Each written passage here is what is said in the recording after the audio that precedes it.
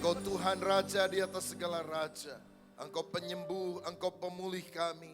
Engkau adalah Tuhan di dalam kehidupan kami. Dan biarlah hidup kami menyatakan kemuliaan-Mu, sehingga setiap lutut akan bertelut dan semua lidah mengaku bahwa Yesus adalah Tuhan. Urapi hamba-Mu dan kami sekalian, supaya di pagi hari ini kami mendapatkan tuntunan dari kebenaran firman-Mu. Pengurapan-Mu atas kami, dalam nama Tuhan Yesus. Haleluya. Amin. Berikan kemuliaan untuk Tuhan kita. Silakan duduk. Selamat pagi jemaat yang dikasihi Tuhan. Shalom. Hari ini saya ingin membagikan berkat firman dari Matius 5 ayat 14 sampai 16. Matius fase yang kelima ayat 14 sampai ayat 16. Firman Tuhan berjudul menjadi terang bagi sesama. Saya bacakan demikian bunyi firman Tuhan. Matius 5 ayat 14 sampai 16. Kamu adalah terang dunia, kota yang terletak di atas gunung tidak mungkin tersembunyi. Lagi pula orang tidak menyalakan pelita, lalu meletakkannya di bawah gantang, melainkan di atas kaki dian sehingga menerangi semua orang di dalam rumah itu. Demikianlah hendaknya terangmu bercahaya di depan orang, supaya mereka melihat perbuatanmu yang baik dan memuliakan Bapamu yang di sorga. Amin. Tuhan mau kita menjadi orang-orang yang berhasil. Bahkan lebih daripada berhasil, Tuhan mau kita menjadi orang yang berguna. Sebab keberhasilan sejati bukan berarti punya rumah 5, punya mobil 10. Orang yang sungguh-sungguh berhasil adalah orang yang merasa cukup dengan berkat Tuhan, banyak mengucap syukur dan mau menjadi berkat bagi sesama. Alkitab berkata kita adalah terang dunia. Dan jika terang itu terpancar melalui kehidupan kita yang baik, nama Bapa Surgawi yang akan dipermuliakan. Saudara, mengapa kita harus menjadi berkat bagi sesama? Sebab ada sukacita ketika kita belajar menolong orang lain yang sedang mengalami kesusahan. Dalam Kisah Rasul 20 ayat 35 Alkitab berkata adalah terlebih berbahagia memberi daripada menerima. Cara supaya kita menerima sukacita dalam hidup ini adalah dengan cara membuat orang lain bersukacita. Saya ingat satu kali ada seorang bapak yang lari-lari kejar bus yang sudah mulai jalan. Dan akhirnya dia bisa lompat ke bus tersebut dan tidak ketinggalan. Cuma waktu dia lompat salah satu sandalnya copot, lepas, ketinggalan di jalan. Nah busnya melaju terus, dia ambil sandal satunya lagi, dia lempar dari jendela bus tersebut ke tempat di mana sandal satunya sudah jatuh. Ada seorang penumpang tanya, kenapa Pak dilempar sandalnya? Loh sandal saya copot satu, daripada nggak manfaat saya juga nggak mungkin pakai sandal satunya, saya lempar saja. Mudah-mudahan ada orang yang menemukan sandal saya masih ada manfaatnya bagi mereka. Saudara, hidup ini akan penuh dengan sukacita ketika kita belajar menjadi berkat bagi orang lain. Lagi pula, bila kita menabur benih kebajikan, maka kita akan menuainya di kemudian hari. Dalam Galatia pasal 6 ayat 9 dan 10 dikatakan demikian. Galatia 6 ayat 9 dan 10. Janganlah kita jemu-jemu berbuat baik, karena apabila sudah datang waktunya kita akan menuai jika kita tidak menjadi lemah. Karena itu selama masih ada kesempatan bagi kita, marilah kita berbuat baik kepada semua orang, tetapi terutama kepada kawan-kawan kita seiman. Siapa yang menabur jahat akan menuai jahat, tapi siapa yang menabur baik, dia pasti akan menuai kebaikan. Saya pernah mendengar kisah dari Tiongkok. Ada seorang mahasiswa miskin dan dia membiayai diri sendiri untuk kuliah. Satu sore dia pergi ke sebuah warung dan kemudian dia ngomong pelan-pelan sama bapak ibu pemilik warung. Pak, boleh nggak pesen nasi putih doang? Oh boleh, kenapa? Saya nggak punya duit kecuali cuma bisa beli nasi putih. Oke, dikasih nasi putih agak banyak, lalu mahasiswa ngomong lagi, kalau kuahnya bayar atau enggak? Oh, kuah gratis, saya kasih kuah banyak ya. Saudara, maka dia makan dengan lahap. Dan setelah makan dia bilang, Pak, saya pesen ya dibungkus 1 nasi putih doang. Karena besok waktu saya kuliah saya mau makan nasi. Sore nanti saya kalau ada uang saya baru beli lagi. Bapak dan ibu pemilik warung itu saling berpandangan dan kemudian ketika mereka membungkus nasi putih, si suami memasukkan telur dan daging ke dalam tumpukan nasi putih tersebut. Nah, jadi keesokan harinya ketika si pemuda itu sedang makan, dia kaget karena ada harta terpendam, ada telur dan daging di sana. Sorenya dia datang lagi dan kembali dia pesan cuma nasi putih dengan kuah. Dan kemudian dia pesan lagi nasi untuk keesokan harinya. Kembali pemilik warung ini memberikan harta karun, yaitu telur dan daging. Dan itu berlangsung dari waktu ke waktu sampai mahasiswa ini lulus. Dan setelah lulus dia tidak pernah makan lagi di warung itu. 20 tahun kemudian saudara, pemilik warung ini sedang gelisah. Karena pemerintah rencananya akan menggunakan daerah tersebut untuk bangunan-bangunan yang jauh lebih besar. Dan mereka harus tergusur ke daerah yang lain. Dan mereka berpikir, aduh kemana ya kita harus pindah dan apakah situasinya akan lebih baik dari yang kami alami sekarang. Tiba-tiba waktu mereka lagi bingung, datang seorang dengan jas, dengan baju bagus dan berkata, Bapak, Ibu, Anda pemilik warung ini? Iya. Bos saya ingin ketemu dengan Anda karena bos saya itu punya pabrik ribuan karyawannya dan dia ingin mendirikan kantin dan dia minta supaya Bapak dan Ibu yang mengelola kantin tersebut. Pemilik warung berkata, tapi dari mana bos Anda kenal kepada saya? Wah, saya juga nggak jelas ya. Tapi bos saya pernah bilang, waktu dia mahasiswa, dia paling doyan makan nasi putih tambah telur dan daging yang Bapak Ibu bikin. Jadi mungkin gara-gara itu dia ingin mengundang Anda untuk mengelola kantin di pabrik kami. Dan ketika diketemukan dengan bos itu ternyata betul. Itulah mantan mahasiswa miskin yang setelah 20 tahun kemudian ternyata menjadi orang yang kaya raya. Saya percaya orang yang menabur kebaikan dia akan menuai kebaikan karena Tuhan yang akan menumbuhkannya. Saudara-saudara, kalau saya ajak saudara melihat gambar berikut ini, sebetulnya ada 5 tingkatan hidup manusia. Mana yang ingin kita raih? Yang pertama adalah hidup gagal. Kedua, hidup biasa-biasa, lumayan. Yang ketiga, hidup sukses. Yang keempat, hidup bermakna, lebih daripada sukses. Dan yang kelima, hidup bermakna secara kekal. Saya mau tanya, kira-kira saudara mau tingkatan mana? 1, 2, 3, 4 atau 5? 5, orang Kristen pinter semuanya. Kita tidak mau hidup gagal, kita tidak mau cuma lumayan, biasa-biasa. Kita ingin punya kehidupan yang sukses, bahkan lebih daripada itu, bermakna, signifikan, bahkan bermakna secara kekal. Nah, manusia pada masa kini pada umumnya hanya berusaha mengejar sampai pada tingkat yang ketiga, hidup sukses. Inilah yang dicari orang, dan ciri orang hidup sukses adalah kaya raya, mengalami kenikmatan hidup, dan ada self-achievement, pencapaian diri, cita-citanya tercapai. Tetapi kalau kita hanya memusatkan hidup kita pada sukses, tanpa sadar kita menjadi orang yang berpusat pada diri sendiri. Sang aku adalah tujuan akhir kehidupan kita.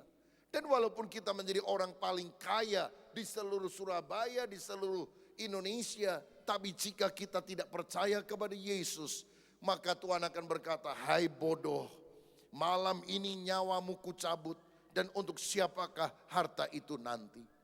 Bukankah Tuhan ingin agar kita menjadi orang yang bukan hanya sukses, tetapi memiliki makna kehidupan, karena kita menjadi berkat bagi orang lain, bahkan makna kehidupan yang kekal. Karena ketika kita tutup mata di bumi, dijamin buka mata di dalam kerajaan sorga.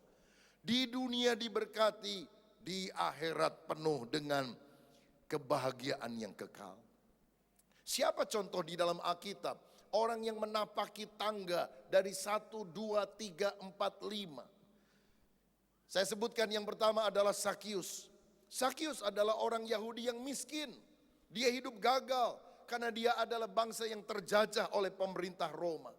Tapi dia mencari cara supaya dia meningkatkan taraf kehidupan lebih baik. Akhirnya dia menjadi pemungut cukai. Dan itu kan berarti menjadi antek-antek penjajah, mengambil uang orang Yahudi dan menyerahkannya kepada pemerintah Roma. Tetapi waktu dia jadi karyawan itu hidupnya jadi lumayan lah saudara. Hidup biasa-biasa, ada penghasilan walaupun tidak terlalu banyak. Tapi lama-lama dia mengembangkan usaha ini, dia jadi kaya raya. Dan orang berpikir dia adalah orang sukses. Tetapi di dalam batinnya ada kegersangan, kekosongan. Sehingga ketika Yesus lewat di Yeriko, dia naik pohon ara dan dia ingin berjumpa dengan Yesus. Dan waktu Yesus masuk ke dalam rumahnya, dia menjamunya. Dan apa yang terjadi setelah itu?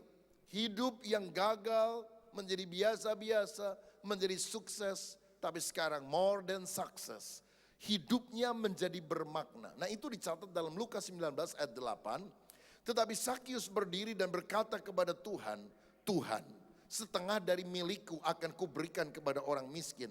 Dan sekiranya ada sesuatu yang kuperas dari seseorang, akan kukembalikan 4 kali lipat. Inilah yang saya maksudkan dengan hidup bermakna.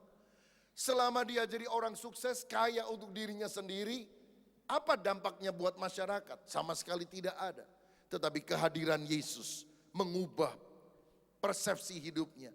Dia kasih setengah hartanya untuk orang-orang miskin. Dia menjadi berkat bagi orang lain. Bahkan kemudian dia menapaki tangga kelima, bermakna kekal. Karena Lukas 19 ayat 9 berkata, kata Yesus kepadanya, hari ini telah terjadi keselamatan kepada rumah ini. Karena orang ini pun anak Abraham. Lebih dari sukses, dia bermakna jadi berkat bagi orang lain. Lebih dari bermakna, dia punya makna yang kekal. Karena Tuhan menjamin keselamatannya ketika dia membuka hati bagi sang juru selamat. Contoh lain adalah Yusuf. Yusuf adalah seorang yang gagal karena dia dibenci oleh saudara-saudaranya dan dijual sebagai budak. Tetapi akhirnya dia menapaki kehidupan yang biasa, yang lumayan ketika dia jadi karyawan di rumah Potifar. Ya bisa makan, bisa pakai, lumayan lah. Tetapi Tuhan kemudian mengangkat dia lebih tinggi, menjadi raja muda di Mesir. Dia menjadi orang yang sukses. Dari tinggal di tempat biasa, sekarang tinggal di istana raja. Tapi lebih daripada sukses, hidup Yusuf selanjutnya menjadi bermakna. Karena dia tidak pikir, saya mau sekaya apa, saya mau punya kendaraan seperti apa. Dia tidak lagi mikirin itu. Dia hanya memikirkan, aku ada di sini untuk membuat bangsa Mesir sejahtera. Supaya ketika 7 tahun kelaparan terjadi, mereka tidak binasa. Sehingga dia mulai memanage semuanya dengan baik. 7 tahun masa kelimpahan, dia simpan di dalam lumbung gandum-gandum yang ada. Dan 7 tahun masa kelaparan, dia keluarkan sedikit demi sedikit. Sehingga bangsa Mesir sangat tertolong oleh karena kehadiran daripada Yusuf. Itulah kehidupan yang bermakna. Hidup yang jadi berkat bagi orang lain. Bahkan kini dia juga menjadi tokoh iman yang kita bisa teladani sepanjang masa. Sehingga bukan hanya bermakna, bermakna sampai kekal selama-lamanya. Saudara mau menjadi orang yang meraih kehidupan yang bermakna kekal? Amin. Bagaimana caranya? Yang pertama kita harus percaya kepada Yesus. Karena tanpa Yesus tidak ada kekekalan di dalam kehidupan kita. Dan yang kedua kita harus hidup bagi kerajaan Allah. Sehingga mentalitas berkati saya harus berubah menjadi jadikanlah hidupku berkat bagi orang lain. Sebab kita justru akan mengalami kebahagiaan ketika kita menjadi berkat bagi banyak orang. Mikirnya jangan cuma apa untungnya ya saya percaya Yesus. Tapi biar hidupku menguntungkan kerajaan Allah. Fokus hidup itu bukan diri kita. Fokus hidup ini adalah Yesus dan kerajaan Allah. Siapa yang beruntung memiliki Yesus sebagai juru selamat? Boleh angkat tangan? Saudara beruntung punya Yesus sebagai Tuhan kita? Amin.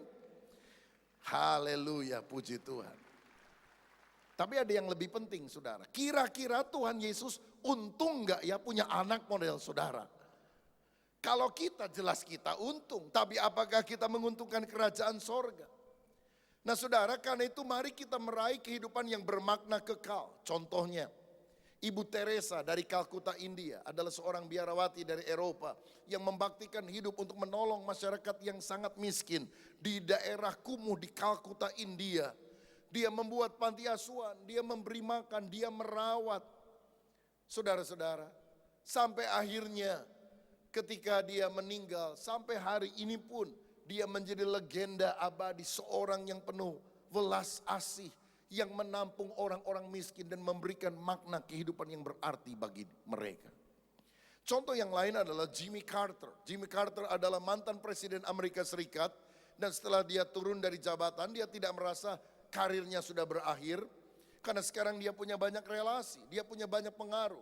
Dia mendirikan bersama rekan-rekannya kelompok yang namanya Habitat for Humanity. Karena dia melihat ada banyak orang homeless, tidak punya rumah, tidak punya tempat tinggal, tinggalnya di kolong jembatan. Bukan cuma di Amerika, apalagi di Afrika, di Asia. Dan dia dirikan lembaga ini, tujuannya apa? Membuat rumah yang layak pakai, sehingga harkat manusia itu terangkat. Tidak tidur di dalam kardus, tidak tidur di emperan toko, tidak tidur di kolong jembatan, punya rumah di mana mereka merasa bahwa mereka adalah manusia berharga. Dan kelompok ini bukan hanya ada di Amerika Serikat, tersebar ke seluruh dunia. Bahkan di Indonesia pun ada kelompok Habitat for Humanity. Dan mereka membangunkan rumah-rumah untuk masyarakat yang sangat miskin, yang bahkan beli proyek pemerintah RSSSS pun mereka nggak mampu. Rumah sangat sederhana, susah selonjor, nggak mampu juga saudara. Dan kelompok ini membantu. Bukankah ini sesuatu yang luar biasa? Daripada kita sekedar berkata Tuhan mengasihi engkau, Tuhan baik. Tetapi ada perbuatan nyata yang dilakukan. Ibu Teresa berkata, persedikit kata-kata, perbanyak perbuatan nyata, itu jauh lebih berbicara. Dan orang akan merasa manfaat kehidupan kita jika kita secara proaktif mulai mengobati penyakit masyarakat yang paling bawah, yaitu kemiskinan, kebodohan, ketidakmampuan. Dengan apa yang kita bisa lakukan bagi mereka? Yeremia 29 ayat 7 berkata, usahakanlah kesejahteraan kota kemana kamu aku buang, dan berdoalah untuk kota itu kepada Tuhan, sebab kesejahteraannya adalah kesejahteraan. Kalau saudara ditempatkan di kota ini, kehadiranmu harus membawa berkat dan damai sejahtera bagi Surabaya. Kalau saudara ada di Indonesia, maka kehadiran kita harus punya dampak untuk bangsa negara kita Indonesia. Kalaupun saudara merasa dirimu orang yang paling pintar di dunia atau orang paling kaya di Indonesia, tapi kita tidak berdampak kepada orang lain, so what gitu loh. Apa yang kita bisa banggakan? Wah, saya orang paling hebat. Apa manfaatnya? Tetapi walaupun kita orang yang biasa-biasa saja, keuangan gak terlalu banyak, kepintaran terbatas, tapi kalau kita mulai berdampak dengan hal yang sekecil apapun, hidup kita itu bermakna, saudara-saudara. Saya pernah membaca kisah di koran Kompas, seorang Romo Katolik namanya Romo Willy. Dia ditempatkan di sebuah desa di dekat Pasuruan sekian tahun yang lampau. Dan dia melihat jemaat sangat sedikit dan banyakkan adalah orang-orang miskin. Lalu dia cari akal bagaimana mengembangkan perekonomian jemaat bahkan masyarakat. Dia kemudian mulai menghubungi rekan-rekan kenalannya walaupun dia bukan seorang ahli pertanian. Dan akhirnya saudara sekalian, koran mencatat bahwa Romo Willy membawa kabar baik lewat bunga krisantimum. Karena dia mulai mengembangkan pertanian sehingga akhirnya setiap bulan ada kira-kira 500.000 bibit bunga krisan yang ditanam dan kemudian tentu menghasilkan sesuatu yang bermanfaat dan dijual. Ketika dia datang ke tempat itu sudah ada koperasi namanya Credit Union. Dari 85 anggota dengan dana 85 juta rupiah dia kembangkan sampai anggotanya 2.000 anggota dan dananya lebih dari 50 miliar rupiah. Dan akhirnya lebih kurang 15.000 orang terlibat di dalam pengembangan pertanian melalui bunga krisan ini sebagai petani, sebagai pedagang, dan sebagai anggota keluarga yang mendapatkan manfaatnya. Dan sekian tahun kemudian, karena biasanya dari gereja Roma Katolik itu kan sentralistik, Romo ini dipindahkan ke luar kota. Waktu dia dipindahkan ke luar kota, semua masyarakat di daerah itu ngamuk, mempertahankan, tidak boleh pindah, protes kepada atasannya. Kenapa? Mereka bilang, bagi kami dia bukan cuma rohaniwan, dia adalah orang yang menyejahterakan hidup kami. Saudara-saudara, saya rasa ini contoh bagaimana hidup kita, walaupun kita ini terbatas, tidak sempurna, tapi hidup kita benar-benar berdampak bagi orang lain. Dan saya mau katakan, yang banyak belain dia supaya jangan pindah, itu bukan orang Kristen loh saudara. Banyak non-Kristen juga mempertahankan dia. Karena dia merasa bahwa hidupnya sangat terbantu melalui kehadiran daripada rohaniwan ini. Teringatlah saya perkataan dari Gus Dur, Bapak Abdurrahman Wahid almarhum, mantan Presiden Indonesia. Dia pernah bilang begini, tidak penting apapun agama atau sukumu. Kalau kamu bisa melakukan sesuatu yang baik untuk semua orang, orang tidak pernah tanya apa agamamu. Di Indonesia kita sadar seringkali atribut agama itu lebih dikedepankan daripada pelayanan nyata. Padahal masyarakat itu membutuhkan bukan sekedar atribut agama. Saya Kristen, saya Islam, saya Buddha, saya Hindu. Bukan itu yang paling penting. Tapi apa kontribusi mereka ke kita, bagi masyarakat, bagi orang-orang yang ada di sekitar kita. Sehingga kita harus ingat lagi perkataan Gus Dur ini. Tidak penting apapun agama atau sukumu, kalau kamu bisa melakukan sesuatu yang baik untuk semua orang, orang tidak pernah tanya apa agamamu. Agama, kepercayaan itu urusan kita pribadi. Tapi buah-buah keyakinan kita itu harus nyata dinikmati oleh masyarakat, bukan? Ada yang berkata, kita orang Kristen membaca 4 Injil, Matius, Markus, Lukas, Yohanes. Tapi orang dunia tidak pernah membaca 4 Injil itu, dia hanya membaca Injil kelima, yaitu terang Kristus yang nyata dari perbuatan baik kita sehari-hari. Saudara, Kristen sejati, ibadah sejati, itu bukan hanya rajin ke gereja, tapi hidup saleh.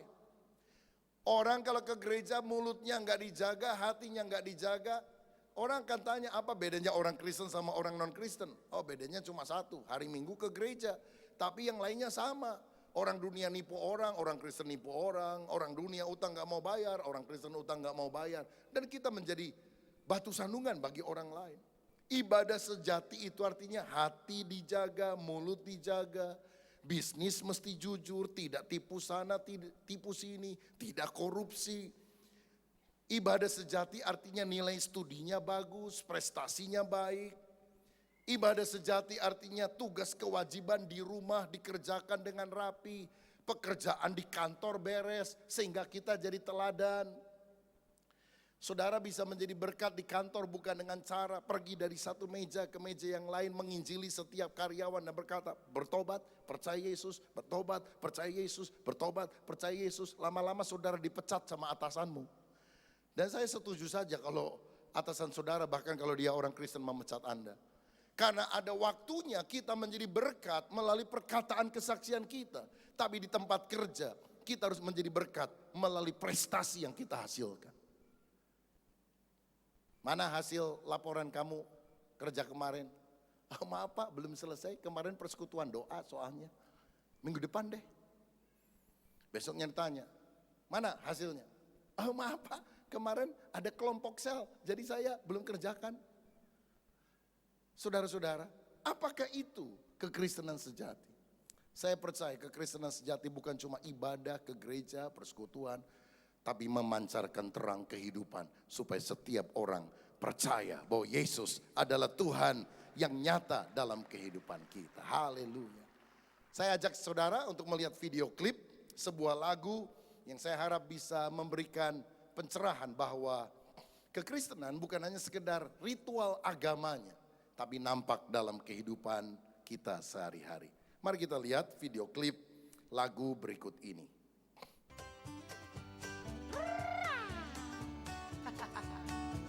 Yeay. Mau kemana? Kebaktian. Kutanya hari Sabtu kamu kemana? Ke gereja. Kutanya hari Minggu kamu kemana? Ke gereja. Tiap minggu kamu pergi ke gereja, tapi mengapa hidupmu nggak berbeda? Tiap minggu kamu pergi ke gereja, tapi hati dan mulutmu nggak dijaga.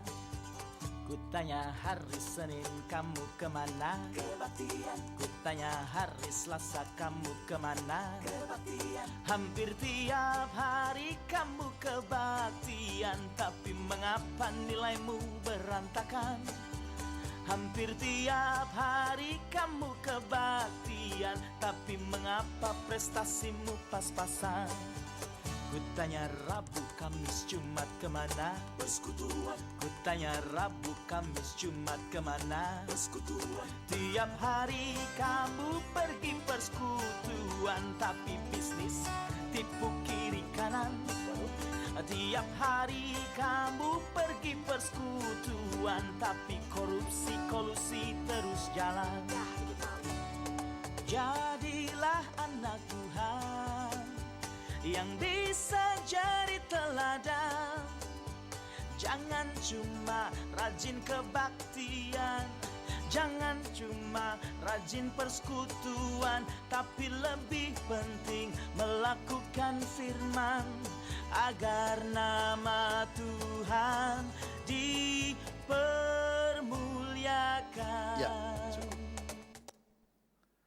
bisa nangkep isinya saudara? Bukan cuma kebaktian, persekutuan, pelayanan, tapi benar-benar mempermuliakan nama Tuhan dengan cara hidup yang baik, menjadi berkat bagi sesama. Kalau tidak, kita menjadi cemoohan dari banyak orang. Tuhan mau kekristenan kita benar-benar nyata di dalam kebenaran. DKI Jakarta sekarang punya gubernur yang kontroversial, Bapak Basuki Cahayapurnama, Ko Ahok. Dan dia kita tahu berkali-kali coba dijatuhkan oleh lawan-lawan politiknya. Tapi kita lihat satu demi satu ditangkepin KPK itu saudara. Dan bermasalah semuanya. Dan orang itu kan gak suka karena ngomongnya tidak santun, kasar katanya. Lalu kok Ahok pernah bilang, mendingan mana? Ngomong santun tapi korupsi. Atau ngomong tidak santun tapi gak korupsi. Yang paling baik sih ngomong santun dan tidak korupsi kan ya. Tapi ya namanya manusia gak ada yang sempurna lah. Tapi saudara, ketika seseorang berjalan di dalam kebenaran, akhirnya orang akan melihat dan mendukung bahwa aku tidak lihat agamamu, aku lihat engkau menerapkan apa yang kau percaya menjadi kehidupan yang nyata sehari-hari. Banyak orang doa ke gereja rajin atau sholatnya rajin, tapi dosa masih doyan. Kan orang juga akhirnya bilang, ini gimana manusia satu ini? Seperti orang yang ditangkap masuk tahanan karena nyolong ayam. Tapi di tahanan dia rajin sembahyang. Sampai kepala tahanan bingung. Bapak ini kok rajin sembahyang tapi nyolong ayam. Bapak ini kok nyolong ayam padahal rajin sembahyang. Oh begini, sembahyang itu agama saya. Oh, lah kalau nyolong itu profesi saya memang. Lah saudara, tidak ada hubungan antara ibadah dan perilaku kehidupan sehari-hari. Dan Alkitab berkata itu bukan ibadah sejati. Nah kita tinggal di Indonesia di mana lebih banyak atribut agama dikedepankan. Bukan kesalehan nyata, bukan pelayanan nyata. Tapi Tuhan mau agar kita hidup berkenan kepada Allah. Hidup benar dan menjadi berkat bagi masyarakat. Basuki Cahayapurnama pernah bilang begini. Anda tak perlu mengangkat senjata atau menyabung nyawa seperti para pejuang kemerdekaan kita dulu. Cukup jangan korupsi saja, itu sudah menolong negara kita. Saya rasa kalau ada 100 orang pemimpin yang jujur seperti dia, Indonesia jauh lebih mengalami kemerdekaan yang sejati, saudara. Siapa yang percaya, berikan tepuk tangan untuk kemuliaan nama Tuhan. Kita sungguh perlu berdoa bagi bangsa Indonesia. Yang minggu lalu kita baru saja merayakan ulang tahun yang ke-70. Angka 70 itu angka spesial. Karena kita bilang umur hidup kami 70 tahun. Satu generasi 70 tahun. Tapi mestinya kalau lebih banyak orang jujur dan berdampak bagi Indonesia, Indonesia harusnya jauh lebih makmur dari yang sekarang. Saya sudah pelayanan keliling dunia kemana-mana. Lihat tempat-tempat yang bagus. Saya mau bilang Indonesia nggak kalah bagusnya, saudara sekalian. Alamnya luar biasa. Cuma infrastrukturnya seringkali belum memadai karena terlalu banyak korupsi. Di Papua itu saudara, di Freeport itu ada gunung isinya emas semua. Sudah dikeruk puluhan tahun dibawa semua ke luar negeri. Sehingga sekarang bukan gunung, sudah lembah saudara. Dan baru cuma beberapa minggu yang lalu itu sudah mulai bisa kita dengar berita di take over untuk lebih banyak menguntungkan Indonesia. Kita sungguh perlu orang-orang yang bukan hanya punya wawasan tapi berdampak nyata bagi bangsa dan negara ini. Jika demikian, apa kontribusi kita sebagai orang Kristen untuk menjadi terang bagi sesama? Jika saudara adalah jemaat, buatlah organisasi non-profit. Atau kalau engkau belum membuat organisasi yang formal, ya lakukanlah pelayanan sosial secara konvensional. Yang penting fokus. Dan saudara benar-benar mau menjadi berkat bagi orang lain. Misalnya ketika engkau melihat ada banyak orang kelaparan di sekitar kita, mengapa kita yang pintar masak tidak buat dapur umum? Kalau belum bisa memberi makan setiap hari, setidaknya seminggu sekali. Kalau kita melihat ada lebih banyak tunawisma, anak-anak jalanan, gelandangan, mengapa kita tidak persembahkan satu rumah kita yang mungkin kita tidak tempati menjadi rumah singgah, sehingga mereka tidak usah tidur di jalanan dan mengalami kekerasan seksual dan mengalami perbudakan dari orang-orang yang ada di sekitarnya, orang-orang preman yang lebih hebat. Karena mereka punya rumah singgah yang lebih baik. Kalau kita lihat ada banyak generasi muda kena kepada narkoba yang menghancurkan kehidupan mereka. Maukah saudara bergabung dalam satu kelompok memberikan penyuluhan anti narkoba atau membuat panti rehabilitasi supaya mereka juga bisa dipulihkan? Kalau saudara melihat ada begitu banyak orang yang melakukan free sex pada usia remaja sehingga akibatnya terjadi kehamilan. Kalau saudara pro-life, orang yang tidak setuju dengan aborsi karena setiap nyawa berharga di mata Tuhan. Maukah kita membuat satu rumah adopsi dan kita berkata kepada gadis-gadis yang hamil di luar nikah dan bingung, takut status dan sebagainya, jangan dibunuh bayimu. Kami rawat di sini sampai kamu melahirkan, dan setelah melahirkan kamu bisa pilihkan engkau rawat anakmu atau ibumu yang merawat, atau kalau keluargamu tidak mau, kami akan carikan ada keluarga baik-baik yang akan mengadopsi anak ini. Karena setiap anak punya hak untuk hidup dan memiliki masa depan yang baik. Anak yang lahir dari free sex itu bukan anak haram, saudara-saudara. Yang haram itu perbuatan bapak dan ibunya. Anaknya bukan anak haram. Dan dia punya hak untuk hidup. Dan siapa yang harus mengulurkan tangan? Bukankah anak-anak Tuhan? Kita orang-orang percaya. Kalau saudara adalah orang yang memiliki kepandaian dalam bidang hukum, ada banyak orang yang terinjak-injak haknya. Dan karena mereka tidak mengerti soal hukum, mereka diperlakukan semena-mena. Maukah engkau mendirikan sebuah firma hukum yang memberikan pelayanan pro deo hanya untuk Tuhan, gratis, hanya untuk sesama, membela hak mereka? Kalau kita melihat pengangguran begitu banyak, mengapa saudara tidak buat pelatihan kerja, kursus keterampilan? Kalau kita melihat kesehatan, masyarakat sangat terbatas, dan saudara adalah orang yang bisa di bidangnya, buatlah balai pengobatan atau apapun untuk menolong sesama. Syukur Indonesia sekarang sudah punya BPJS, walaupun diharamkan oleh kelompok tertentu, saudara sekalian. Kalau nggak ada itu, bagaimana dengan nasib masyarakat bawah? Saudara ikut BPJS nggak? Saya ikut BPJS. Walaupun saya punya asuransi kesehatan, dan saya mungkin tidak akan gunakan BPJS. Tapi saya adalah warga negara Indonesia. Karena ini subsidi silang, saudara. nggak apa-apa saya bayarin, nggak mahal juga kok, paling 60.000 sebulan. Dan saya tidak gunakan itu karena saya tahu ada masyarakat lain yang membutuhkannya. Dan sebagai bagian dari warga Indonesia, kita jangan hanya bilang aku cinta Indonesia. Ada wujud nyata yang kita harus lakukan. Sistemnya memang belum sempurna. Tapi ketika masyarakat tidak punya uang sama sekali, bagaimana mereka bisa berobat kalau tidak ada semacam BPJS ini? Saudara-saudara, kita perlu doakan, kita perlu dukung, kita perlu kawal supaya semuanya berlangsung dengan lebih baik. Tapi kita sudah bersyukur, sudah ada peningkatan di bidang ini. Kan kalau dulu itu ada ungkapan, orang miskin jangan sakit. Kalau sakit kan repot, orang kaya aja kalau sakit, sakitnya cancer dan sebagainya bisa bangkrut, apalagi orang miskin. Harus ada sesuatu yang kita lakukan bagi bangsa dan negara ini. Saya mau bilang gini, yang pelayanan jadi usher, jadi kolektan itu udah banyak saudara sekalian. Bukannya nggak penting, perlu di dalam gereja. Tapi saya mau bilang, orang yang mendirikan rumah adopsi itu, kalau boleh saya bilang, lebih diperlukan daripada banyaknya usher. Karena itu berkaitan dengan nyawa seseorang.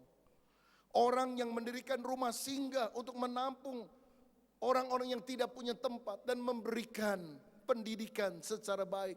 Saya mau bilang, itu lebih hebat daripada orang-orang yang hanya bisa melayani di dalam gedung gereja, tapi keluar dari gereja mereka tidak lakukan apapun bagi masyarakat. Kalau hari ini saudara hadir dan engkau belum terlibat dalam pelayanan gereja, ada banyak pelayanan-pelayanan kepada masyarakat yang kita bisa lakukan. Dan ketika orang tanya, Bu, kenapa engkau mau melakukan ini? Saya anak Tuhan Yesus. Saya meneladani apa yang dilakukan Tuhan Yesus. Membagikan kasih kepada sesama. Dan saya percaya kalau kita mewujudkan dalam kasih nyata, tidak ada orang yang akan menolak kita. Mungkin saudara bilang, waduh terlalu sulit. Saya belum bisa melakukannya. Apa hal sederhana yang saya bisa kerjakan? Saya mau katakan begini, apapun profesimu, bagikanlah kasih Kristus. Hingga hidup orang lain diubahkan dan mereka memuliakan Bapa yang ada di sorga. Saya perhatikan ada banyak orang-orang di sekitar kita yang berkelakuan buruk karena mereka tidak pernah disentuh oleh kasih Kristus. Kalau mereka mulai disentuh dengan kasih Kristus yang kita alirkan dalam hidup ini, orang yang beranggasan semacam apapun akan berubah. Orang seringkali begitu kasar, keras karena nggak dapat sentuhan kasih.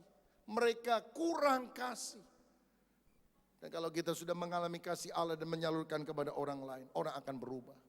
Kenapa Sakius dimusuhi oleh orang lain? Egois, mementingkan diri sendiri, memeras masyarakat, kejam. Kenapa itu terjadi? Dia selama ini dituduh. Yesus hadir dan berkata, aku mau makan di rumahmu. Bahkan Yesus tidak mengkhotbahin Sakius. Tapi ketika Sakius merasa ada acceptance, penerimaan. Dan ketika orang Farisi berkata, lihat Yesus makan di rumah pemungut cukai.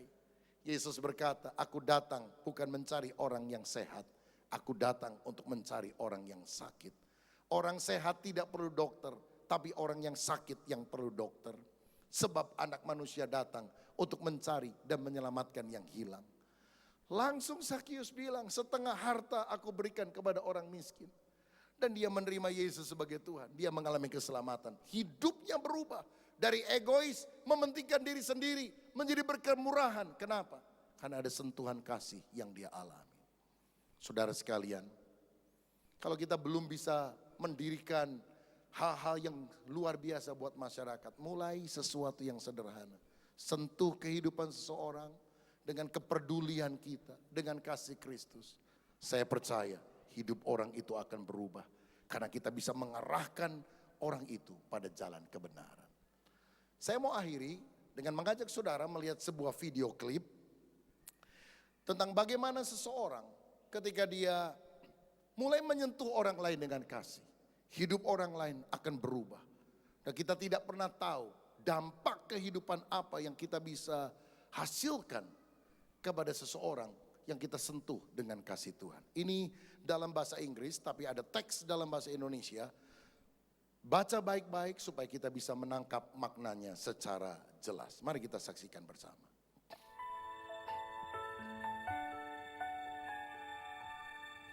Buatlah perbedaan. As she stood in front of her 5th grade class on the first day of school, she told the children an untruth. Like most teachers, she looked at her students and said that she loved them all the same. However, that was impossible because there in the front row, slumped in his seat, was a little boy named Teddy Stallard.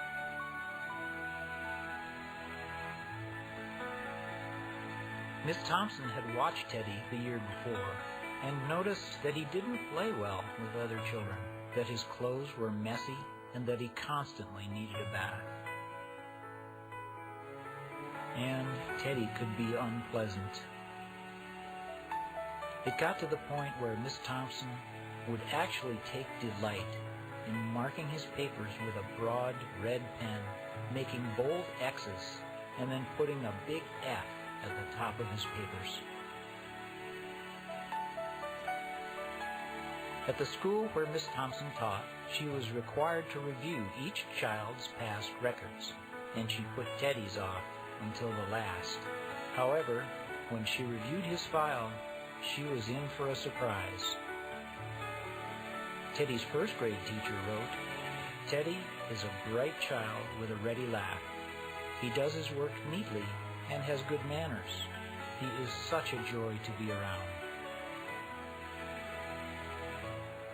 His second grade teacher wrote, "Teddy is an excellent student, well liked by his classmates, but he is troubled because his mother has a terminal illness, and life at home must be a struggle." His third grade teacher wrote, "His mother's death has been hard on him. He tries to do his best, but his father doesn't show much interest, and his home life will soon affect him if some steps aren't taken." Teddy's fourth grade teacher wrote, "Teddy is withdrawn and doesn't show much interest in school. He doesn't have many friends, and he sometimes sleeps in class." By now, Miss Thompson realized the problem, and she was ashamed of herself. She felt even worse when her students brought her Christmas presents, wrapped in beautiful ribbons and bright paper, except for Teddy's. His present was clumsily wrapped in heavy brown paper that he got from a grocery bag. Miss Thompson took pains to open it in the middle of the other presents. Some of the students started to laugh when she found a rhinestone bracelet with some of the stones missing and a bottle that was 1/4 full of perfume, but she stifled the children's laughter when she exclaimed how pretty the bracelet was, putting it on and dabbing some of the perfume on her wrist. Teddy Stallard stayed after school that day, just long enough to say, "Miss Thompson, today you smell just like my mom used to." After the children left, she cried for at least an hour. On that very day, she quit teaching reading, writing, and arithmetic. Instead, she began to teach children. Miss Thompson paid particular attention to Teddy. As she worked with him, his mind began to come alive. The more she encouraged him, the faster he responded. By the end of the year, Teddy had become one of the smartest children in the class. And, despite her lie that she would love all the children the same, Teddy became one of her teacher's pets. A year later, she found a note under her door from Teddy, telling her that she was the best teacher he'd ever had in his whole life. 6 years went by before she got another note from Teddy. He then wrote that he had finished high school 3rd in his class, and she was still the best teacher he ever had in his whole life. 4 years after that, she got another letter saying that while things had been tough at times, he'd stayed in school. He'd stuck with it and would soon graduate from college with the highest of honors. Again, he assured Miss Thompson that she was still the best and favorite teacher he'd ever had. Then 4 more years passed, and yet another letter came. After he got his bachelor's degree, he had decided to go a little further. She was still the best and favorite teacher he'd ever had. But now his name was a little longer. The letter was signed Theodore F. Stallard, M.D. The story does not end here. There was yet another letter that spring. Teddy said he'd met this girl and was going to be married. He explained that his father had died a couple of years ago, and he was wondering if Miss Thompson might agree to sit at the wedding in the place that was usually reserved for the mother of the groom. Of course, Miss Thompson did, and guess what? She wore that bracelet, the one with several rhinestones missing. Moreover, she made sure she was wearing the perfume that Teddy remembered his mother wearing on their last Christmas together. They hugged each other, and Dr. Stallard whispered in Miss Thompson's ear, "Thank you for believing in me. Thank you so much for making me feel important and showing me that I could make a difference." Miss Thompson, with tears in her eyes, whispered back. She said, "Teddy, you have it all wrong. You were the one who taught me that I could make a difference. I didn't know how to teach until I met you."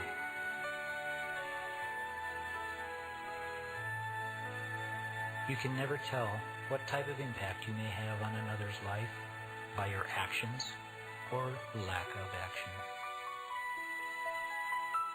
Please consider this fact in your venture through life and just try to make a difference in someone else's life today.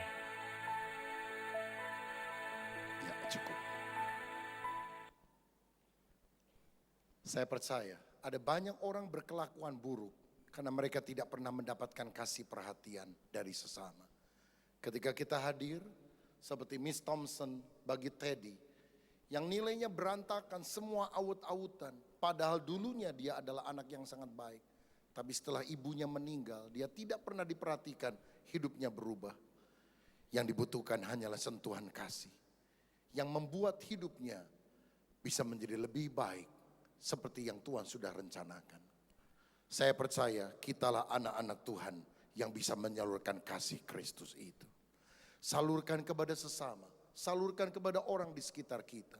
Mungkin saudara bukan guru sekolah seperti Miss Thompson, tapi jadilah guru kehidupan bagi banyak orang. Dan biarlah kita berkata, "Tuhan, jadikan aku terang dunia, sehingga aku memancarkan kemuliaan-Mu dan banyak orang diselamatkan. Jadikan aku alat terang-Mu, supaya di mana ada kegelapan, aku membawa terang pengharapan yang abadi." Siapa di antara saudara yang mau berkata, "Tuhan, jadikan hidup saya terang bagi masyarakat, bagi orang yang ada di sekitarku, supaya nama Tuhan ditinggikan." Berikan kemuliaan buat dia. Mari kita bangkit berdiri, kita berdoa. Saya ajak kita nyanyikan sebuah pujian, "Kasih Pasti Lemah Lembut." Kasih pasti lemah lembut, kasih pasti murah hati, kasih pasti murah hati, kasih-Mu, kasih-Mu Tuhan. Mulai dari awal, kasih, kasih pasti pasti lemah lembut. Kasih pasti memaafkan.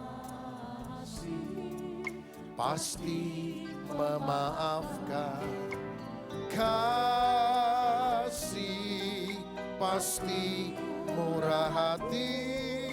Kasih-Mu, kasih-Mu Tuhan. Ajarilah kami ini saling mengasihi. Ajarilah kami ini saling mengampuni. Ajarilah kami ini kasih-Mu ya Tuhan. Kasih-Mu kudus tiada batasnya. Ajarilah kami ini saling mengasihi. Ajarilah kami ini saling mengampuni. Ajarilah kami ini kasih-Mu ya Tuhan. Kasih-Mu kudus tiada batasnya. Apakah ada di antara kita yang mau berkata, Tuhan, biarlah aku menjadi alat terang kemuliaan-Mu. Mulai dari lingkungan yang paling kecil, dari keluargaku, dari lingkungan kerja, teman-teman yang aku kenal. Tuhan, jadikan aku alat kemuliaan-Mu yang menyentuh hidup mereka dengan kasih Kristus. Saudaraku, jangan hanya sekedar kebaktian, ke gereja, dan kemudian kita tidak melakukan apapun. Kasih itu harus dinyatakan dalam tindakan. Ada orang yang pernah dipukul oleh penjahat dan setengah mati terkapar di pinggir jalan antara Yerusalem dan Yeriko. Imam datang, kasihan tapi tidak berbuat apapun. Orang Lewi datang, merasa prihatin tapi hanya berpangku tangan. Siapa yang kemudian dipuji oleh Yesus? Orang Samaria yang murah hati, yang menyatakan kasihnya di dalam tindakan secara nyata. Kalau ada di antara saudara yang memiliki anggota keluarga, engkau mulai pikir yang mungkin mereka lebih kurang beruntung dibandingkan kita, lebih miskin, lebih gak punya apa-apa. Walaupun mungkin mereka nyebelin sikapnya, belajarlah menabur kasih. Karena kalau engkau menabur kasih, engkau tidak akan pernah rugi. Engkau akan menuai kasih dari Bapa tepat pada waktu yang engkau butuhkan. Hari ini siapa yang mau berkata, Tuhan, koreksi hatiku yang paling dalam dan jadikan aku orang yang meneladani Engkau, terang dunia, menjadi berkat bagi sesama. Siapa yang rindu hidupnya dipakai menjadi alat kemuliaan Tuhan, angkatlah tanganmu tinggi dan nyanyikan lagu ini.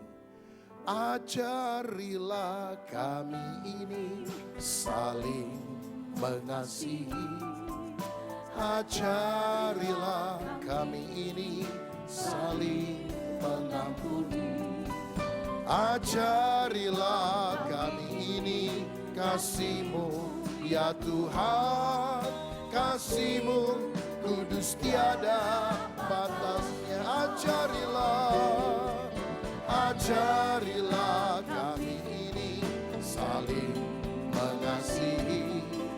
Ajarilah kami ini saling mengampuni. Ajarilah kami ini kasih-Mu ya Tuhan. Kasih-Mu kudus tiada batasnya. Kasih-Mu kudus tiada batasnya. Sekali lagi. Kasih-Mu kudus tiada batasnya. Haleluya. Haleluya. Engkau baik Tuhan. Alirkan kasih-Mu melalui hidup kami, sehingga hidup kami menjadi berkat bagi sesama. Haleluya.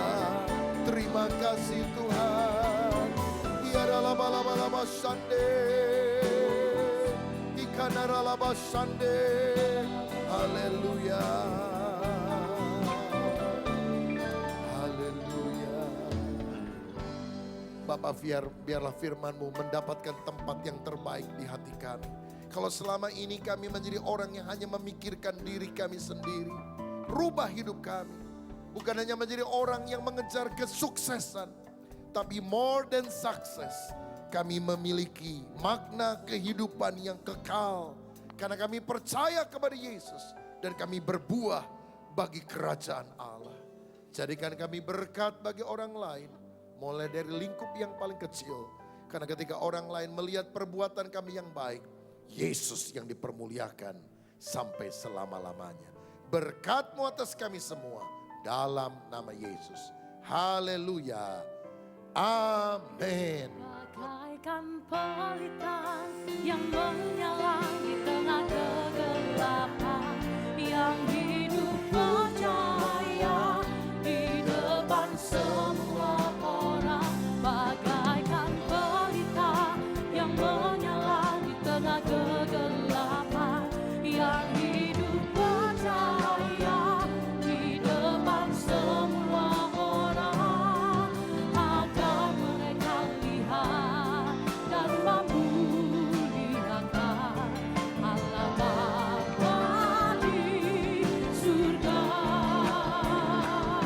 Mari semua kita angkat tangan tinggi-tinggi, katakan bagaikan pelita yang menyala di tengah kegelapan, yang hidup percaya di depan semua orang. Bagaikan pelita yang menyala di tengah kegelapan, yang hidup percaya di depan semua orang, agar mereka lihat dan memuliakan Allah Bapa di surga.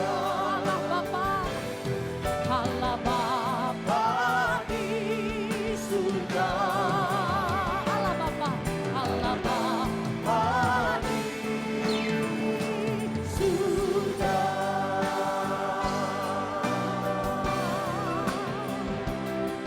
Let me feel life for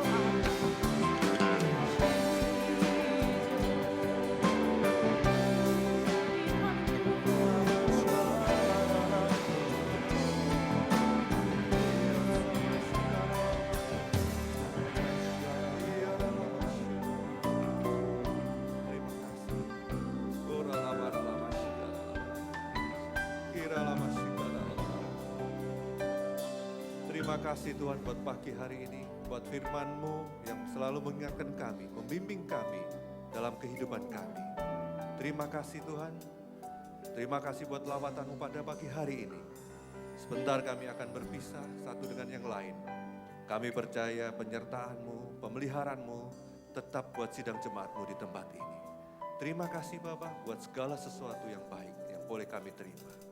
Mari saudara kita buka tangan kita.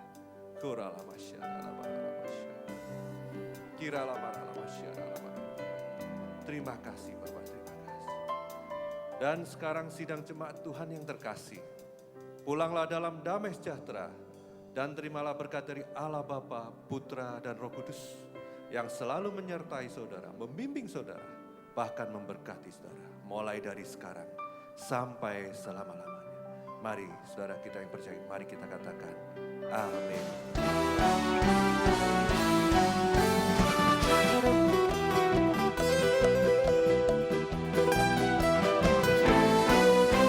Jehovah Jireh, my provider, His grace is sufficient for me. Jehovah Jireh, my provider, His grace is sufficient for me. My God shall supply all my needs according to His riches and glory. He will be His angel charge over me. Jehovah Jireh cares for me, for me, for me. Jehovah Jireh cares for me. Jehovah Jireh, my provider, His grace is sufficient for me, for me, for me. Jehovah Jireh, my provider, His grace is sufficient for me. My God shall supply all my needs according to His riches and glory.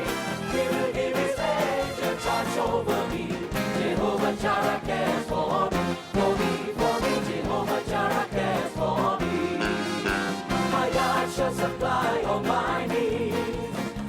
according to his riches and glory. He'll give his angel charge over me. Jehovah Jireh cares for me, for me, for me. Jehovah Jireh cares for me.